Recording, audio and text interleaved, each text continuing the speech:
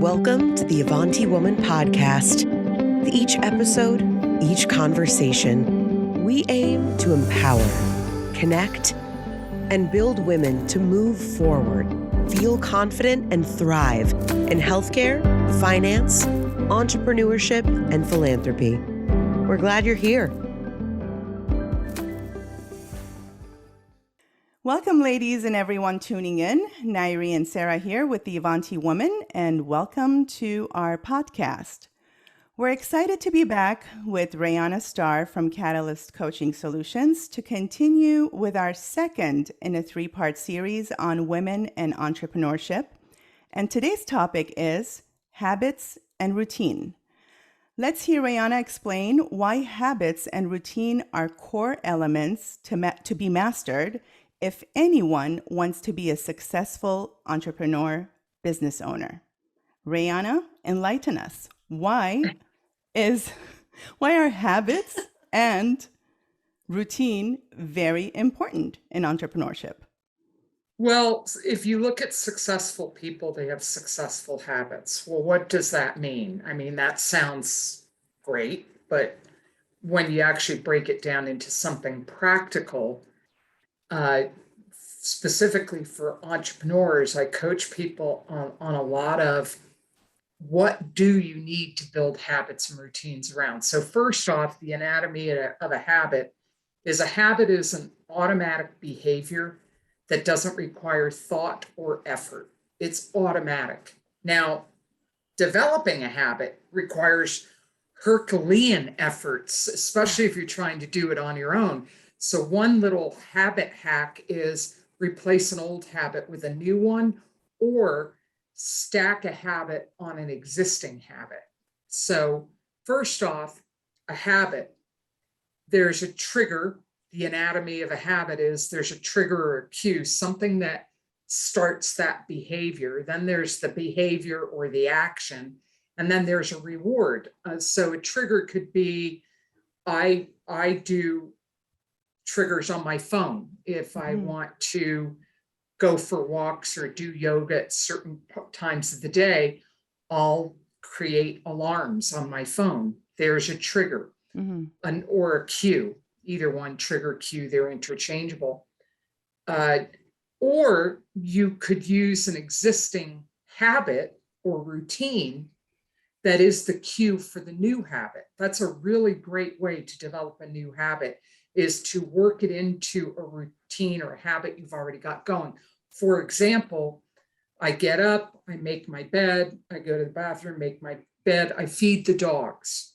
Feed the dogs, when I'm done feeding the dogs, could be a good cue for me to go, okay, now part of my morning routine is I go for a walk after I feed the dogs. So there's the cue or trigger, okay? Yeah.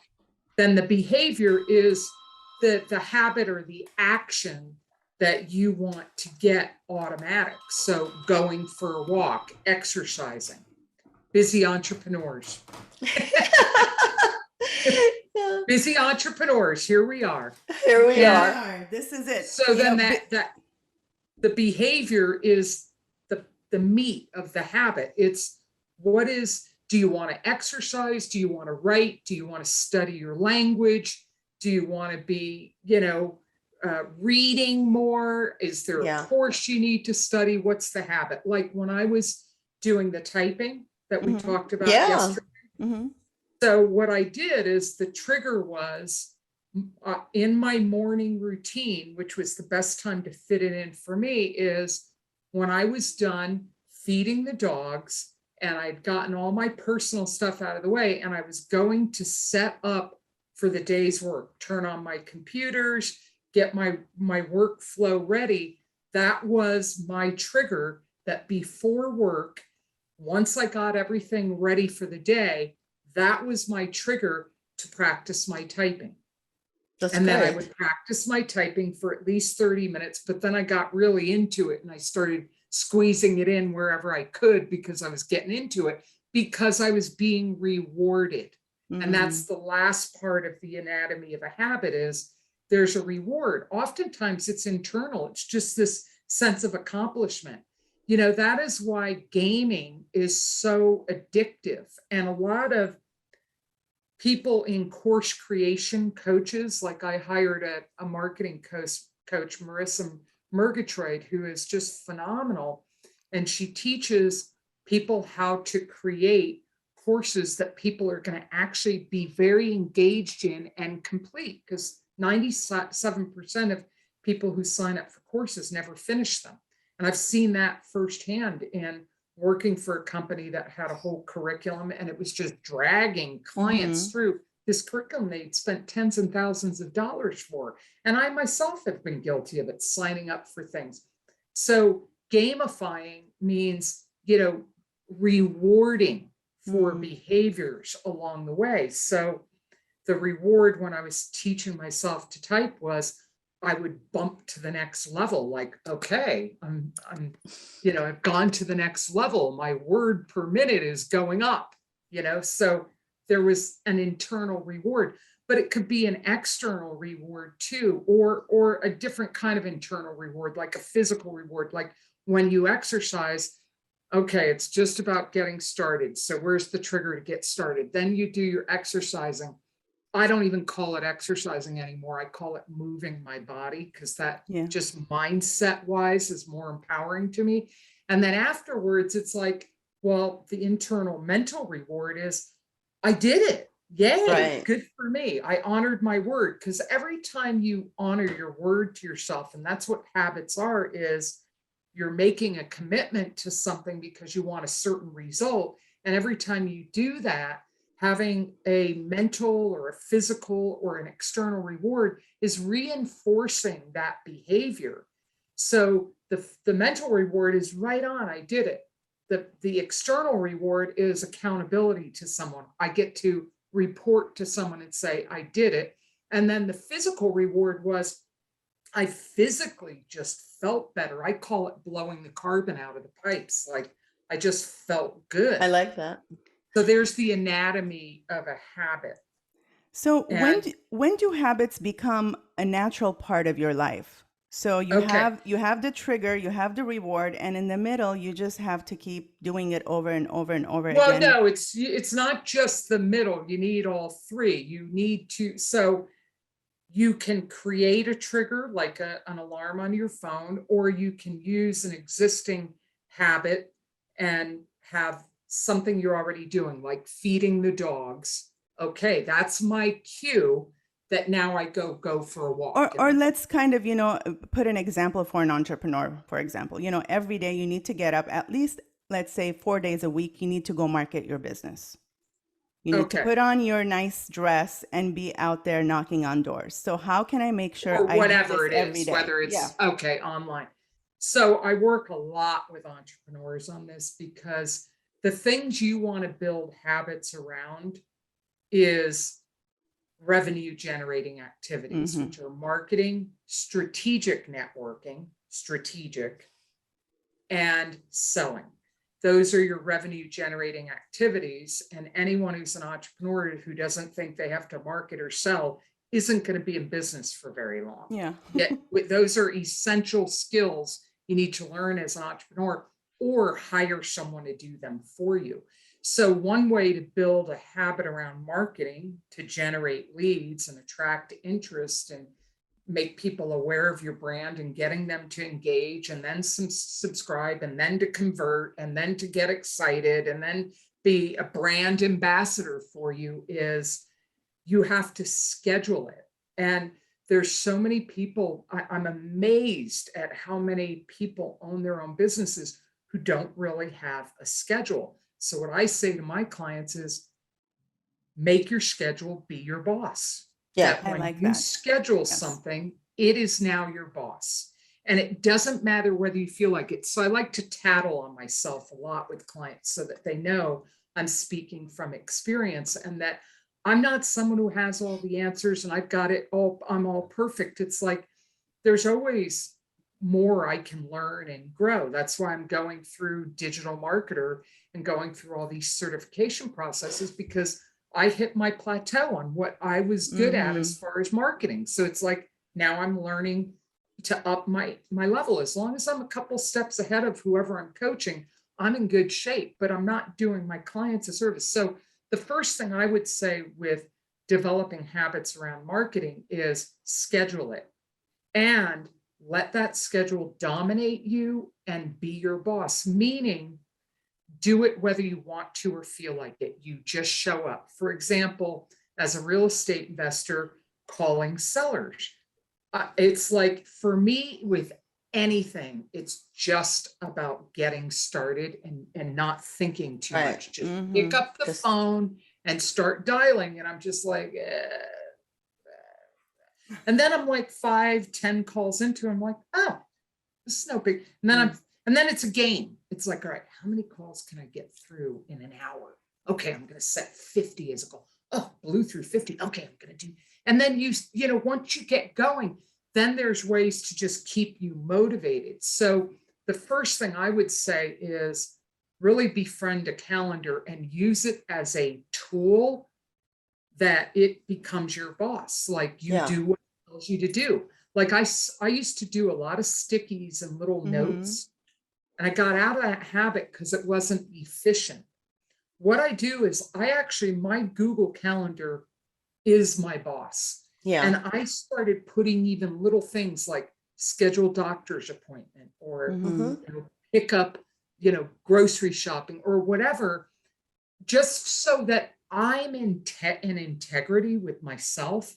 And also, if I get in a habit of everything goes on my Google Calendar, it's a very efficient way to operate. So I've developed a habit around that. There's 2 books on habits I want to recommend. The first book is from Charles Duhigg, Duhigg, and it's called The Power of Habit. It is the classic research book on habits. He is the grandfather of habit research. Now, it's a little hard to get into it first because if you're not a super analytical person like me, I'm not super analytical, I'm logical, but I'm not this make love to spreadsheets kind of person. I'm the people person. I'm the sales and the marketing and the networker and the creative person I'm the visionary. I'm the entrepreneur. So, but this book is worth getting through the research at the beginning, because then there are a lot of really very poignant stories in there. Isn't that a great word? Poignant. Yes. Poignant. It's such a weird word to say, but there's so many great stories in there about habits and how they studied these people with memory problems and brain injuries and how they could still develop these habits, which shows that it doesn't have to be built on memory.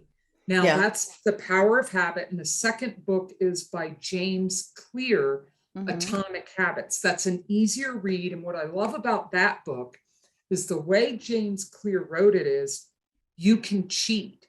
You don't even have to read the whole book. If you just read the last two or three pages of the end of each chapter, you'll get it. He's great at this checklist. He tells you what he's going to tell you, then he tells you, and then he tells you what he told you. So it's a really good book that helps you really get it. And he has so many habit hacks in there that you don't even need them all. If you just pick some that you resonate with, it's a great way. So Atomic Habits by James Clear I'm curious, which ones did you pick up when you read those books?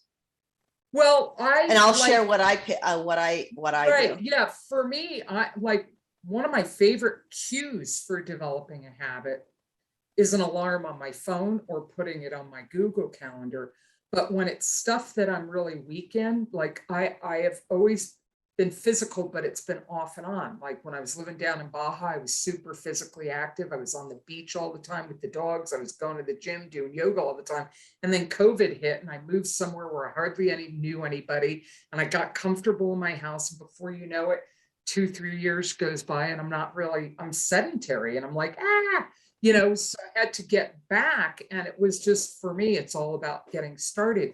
So I leveraged a friend as an accountability buddy.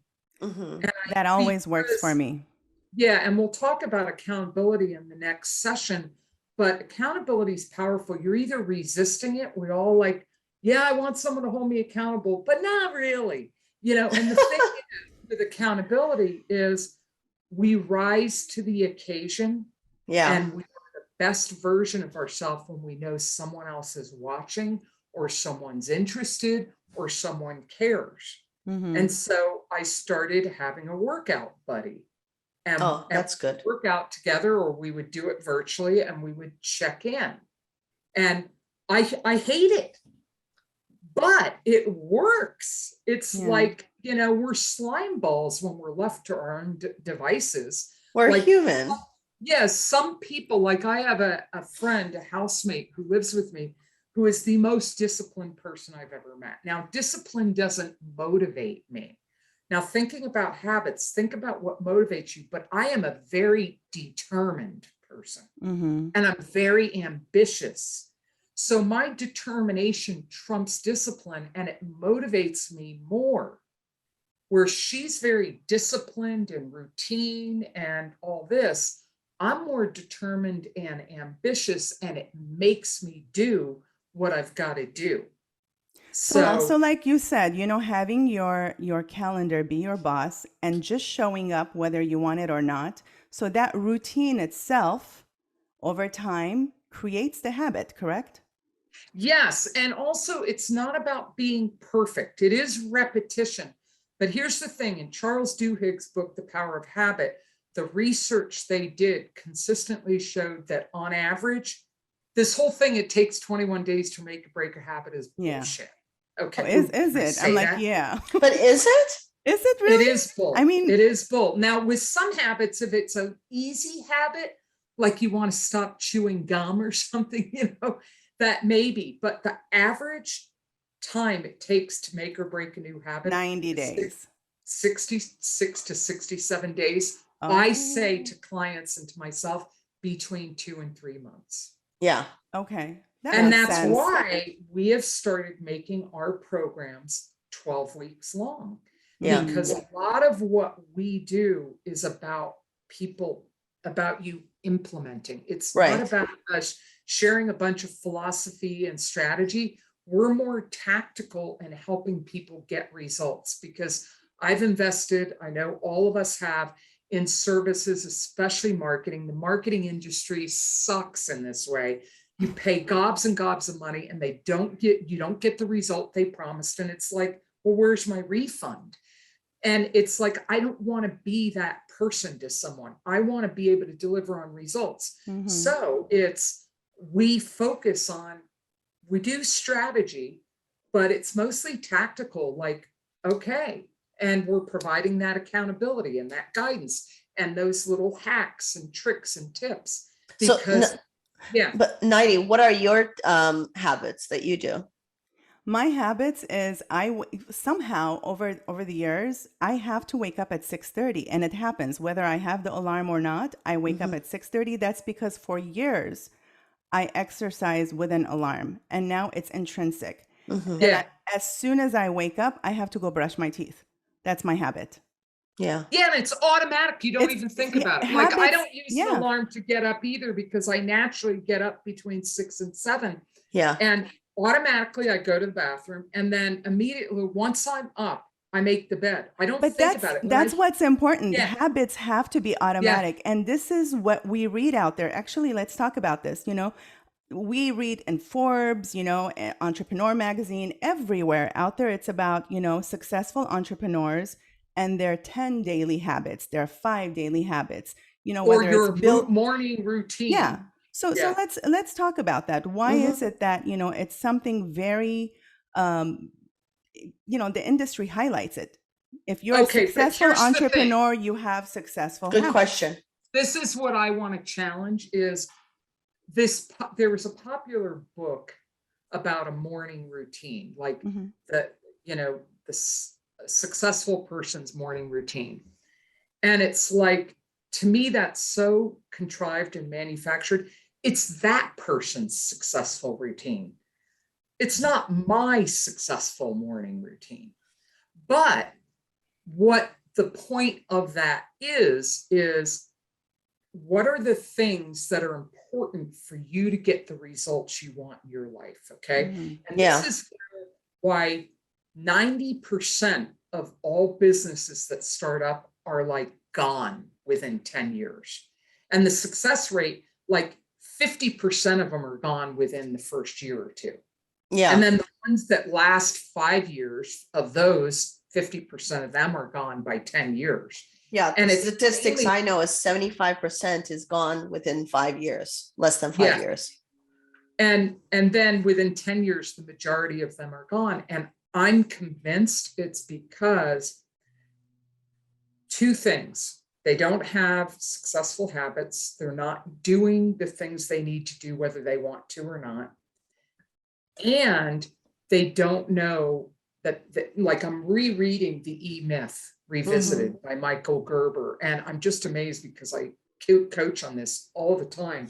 And I'm rereading it. And it's like, what? I forgot all about this stuff. You know, that there are certain classics like Think and Grow Rich and The E-Myth that are like, you just got to keep reading them because they just remind you of all the stuff you forget. But the second thing is they're not realizing that as an entrepreneur, you wear a lot of different hats. And in order to have time and financial freedom, that is the promise we all bought as entrepreneurs, is what people don't tell you is there's a lot of grime and grit on the way to that road. Oh, yeah.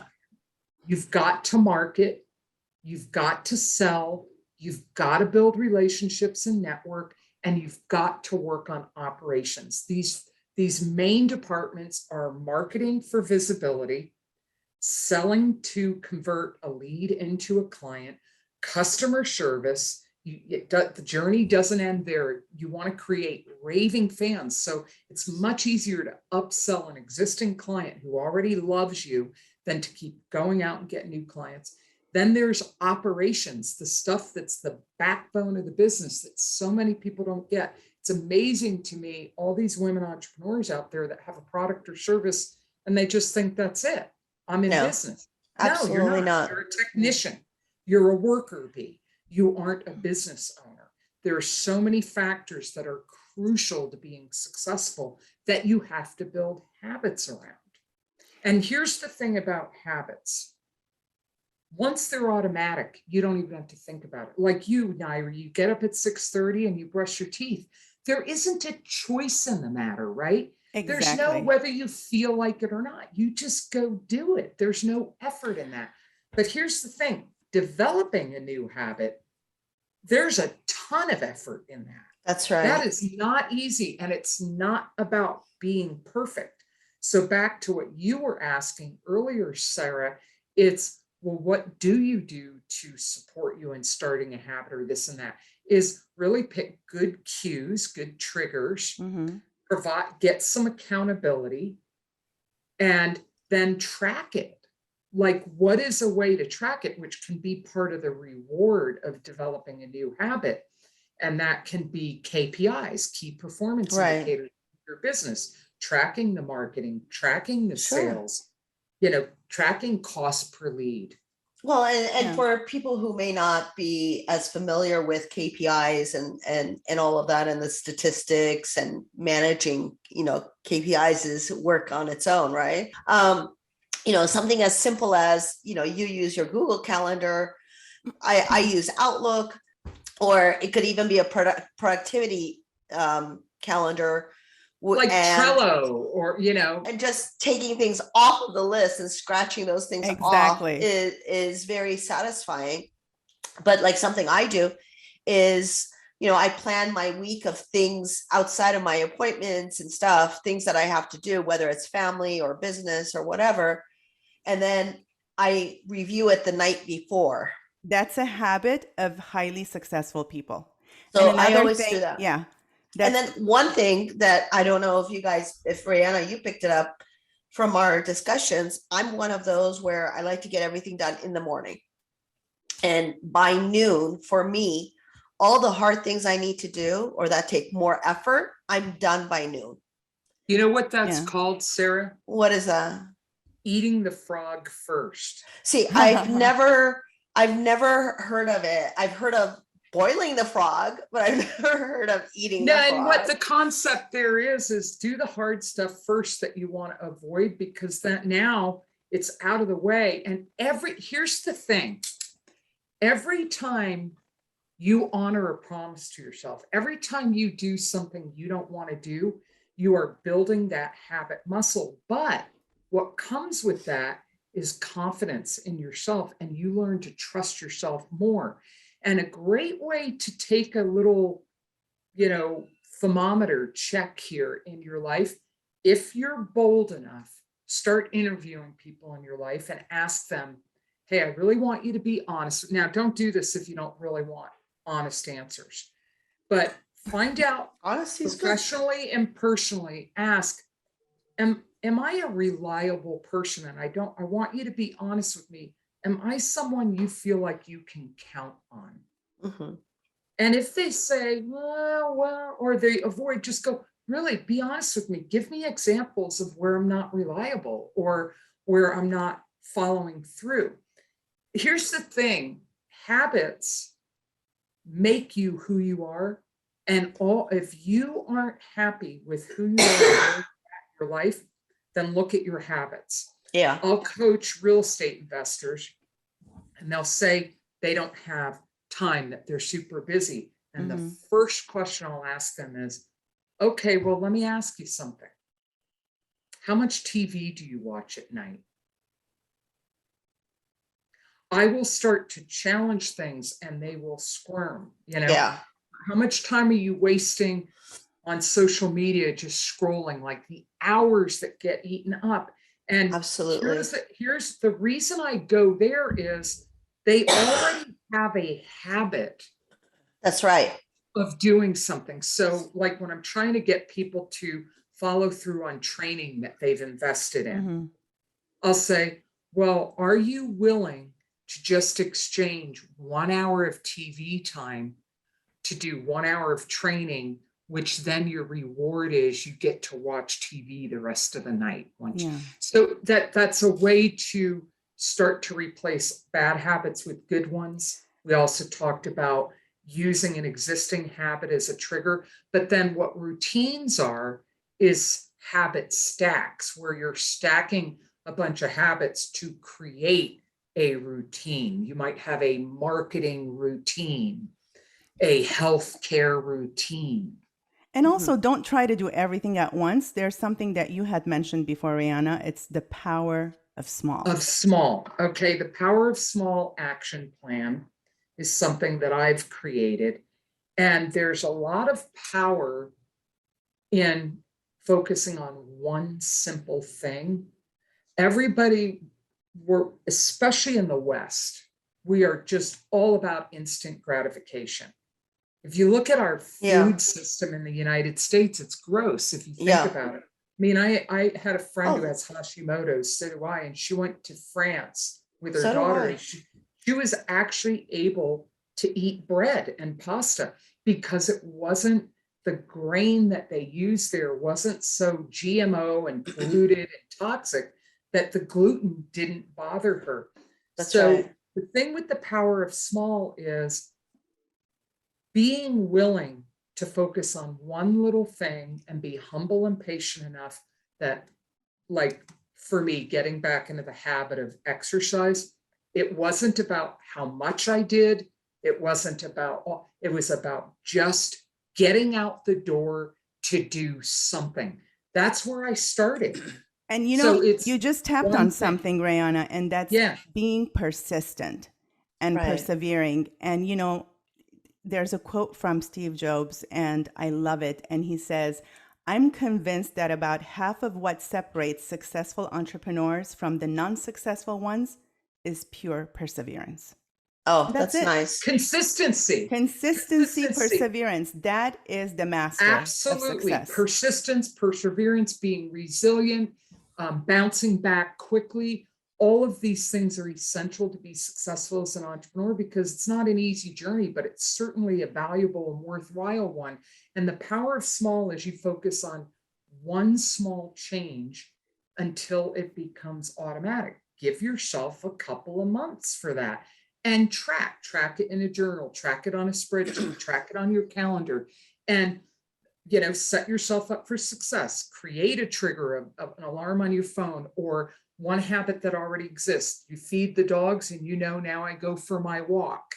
And then reward yourself. Maybe there's an internal mental reward, or you say, okay, when I get to the point where I'm walking every day and it's automatic and I don't even think about it, I'm going to go buy myself a new outfit or something like that. So the power of small is being willing to be patient enough and make a commitment to being consistent until that behavior becomes automatic. Here's the thing. Think about the motivation. It's not just about developing the habit. It's why do you want to develop the habit? Why? What is important about that? What are the results you want?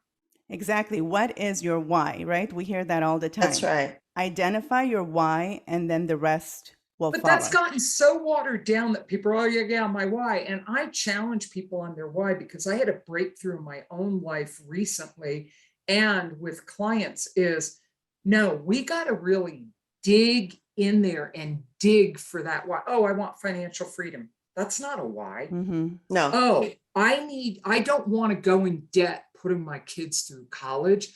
I need to have the money to pay for their college cash. Well, how much do you have? Oh, nothing. Well, when's the first one in college? In 2 years? Well, you better get busy then. Yeah. Well, I'm sure you guys have done this before, but in consulting, we do this all the time. 5 whys. So when you ask, you got to ask 5 whys. I want to be an entrepreneur because I want to be financially independent. Why? I don't want to have college debt for my kids. Why? And then you have to ask why 5 times until you get to the bottom of it. And I know we have to wrap up, but I'll end here. That why then lays the groundwork for you to plan out. And the reason business coaches have become so popular is it's one thing to set goals for yourself.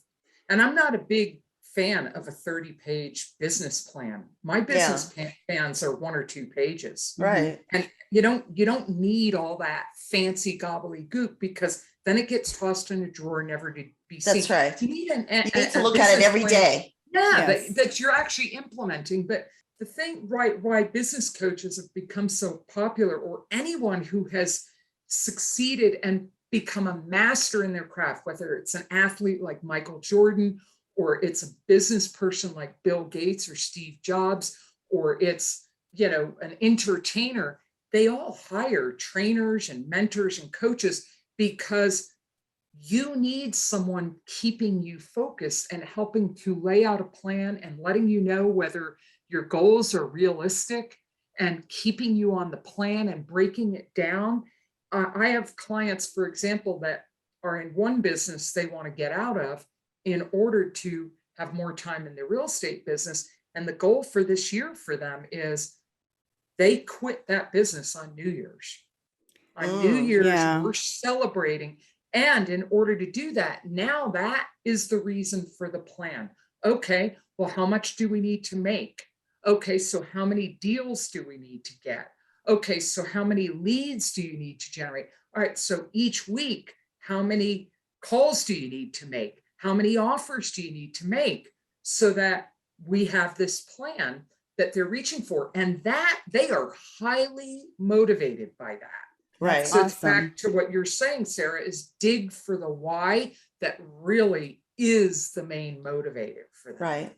This is great, ladies. I think, we really nailed it today. You did, Rayana. So last time we talked about, the mindset, right? Mm-hmm. Yes. We talked about habits and routine, and how, these are the most important elements in being a successful entrepreneur. And I'm excited that, the third podcast in a 3-part series next time, we'll be talking about support and accountability, and that no one succeeds alone, right? We need support. Absolutely. We all need help. And that's all of these things work together: mindset, habits, and accountability. Beautiful. That's the main focus. So let's wrap it up, ladies. Rayana, what's your last home run message to our audience today? home run message, rooftop message is rooftop message. Yeah, start small and think about one thing either in your life or your business that you're not happy about, that you want to change. Maybe it's your weight, maybe it's your health, maybe it's you're not generating enough leads in your business. And think about the one habit, if you were to develop it, would have the biggest impact. And feel free to reach out to me. I think that they're putting my link to not just my webinar. I'll have to give you guys my link so that they can schedule a connection call with me, and I'll help you lay out how to do that. Start small, focus on process and progress first. Forget about results and outcomes. When you're developing a new habit, it's like happiness is a journey, not a destination. Habit formation is a journey, not a destination. Focus on the journey, the process, the progress, because if you focus on, oh, I missed a day, oh, I got to start all over now, that you're trying to be perfectionistic, you're never going to get anywhere. You're going to stumble around. You're not going to be perfect. That's because the habit isn't established yet. When you're creating habit, it may take you 6 months to develop a habit, even though it only takes 2 to 3 months to develop a habit. That's if you're being consistent. Rayana, go ahead and just say your phone number like you did last time and your website. Even though we're going to put it on the screen, just go ahead and verbalize it to our audience. There, you can schedule a calendar session with me, and it's Catalyst Coaching Solutions LLC.setmore.org/Rayana. Okay. And then my phone number, and I don't mind people having it, is 858-888-6763. If you're resonating with some of the things we're talking about and you're like, oh my God, that's me, I need help with that, I'm here to help. I'm happy to help. Yes. Sarah, any final words? Two things. One, I believe in consistency. It's something I tell my kids all the time. You have to be consistent. And then second, I truly believe in the power of small. It has worked very well for me, and it's taken me places that I didn't think I would reach. And I believe in that. And just to kind of share, it's not the exact quote, but something that Warren Buffett had said, that if someone is resting underneath the shade of a tree, it's because someone else planted that seed. Amen, and the seed is sister. small, but Beautiful. in the end, someone is resting underneath the shade of that tree. And so power of small. I love that. I love it. And I will say my 2 words, and that is, just like you ladies stated, consistency, persistence, determination. These are key elements for success. So I'll end with Calvin Coolidge's quote. I love this quote. It says, "Nothing in this world can take the place of persistence. Talent will not. Nothing is more common than unsuccessful men with talent. Genius will not. Unrewarded genius is almost a proverb. Education will not. The world is full of educated derelicts. Persistence and determination alone are omnipotent. The slogan, 'Press on,' has solved and always will solve the problems of the human race." I love that. Amen. Amen. Yes. Amen. Very nice. Thank you all for tuning in, and stay with us next time with Rayana Starre, talking on women in entrepreneurship and focusing on support and accountability. I look forward to it, ladies. Thank Same you. here. Take care. Thank you. Bye, everyone. Bye. Bye-bye. Thank you for joining us today. For more engagement, you can find us at The Avanti Woman on all social and media platforms. Follow us on Instagram, join our community group on Facebook to chat, subscribe to our YouTube for our latest videos. You can rate us 5 stars on Spotify and leave us a review on Apple Podcasts. Thank you for helping us reach even more Avanti women just like you.